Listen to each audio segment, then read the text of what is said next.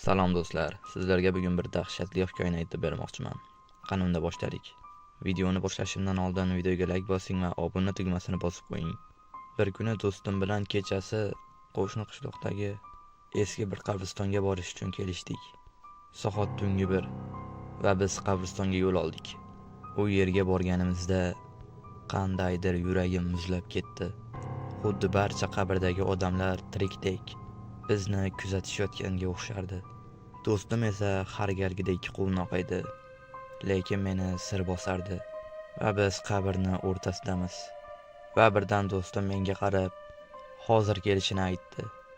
Men esa qo'rqqanim uchun u bilan birga bormoqchi bo'ldim. Lekin u borishim mumkin emas degandi.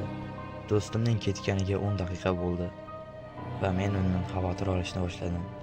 15 daqiqa o'tdi. Men unga telefon qilishga qaror qildim. Soat ham tungi 2 bo'lgan edi. Men esa juda ham qo'rqardim. Telefon qildim do'stimga, lekin u ko'tarmasdi. Men esa qayta qilaverdim va oxiri u telefonni oldi.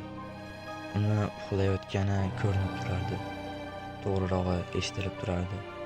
Alo do'stim, qayerdasan dedim. Va u birdan tinchlikmi? Nima bo'ldi dedi. Men unga qayerdasan desam, u uyimdaman dedi. Keyin esa men tushunib qoldim. Men qabristonga kim bilan keldim o'zi?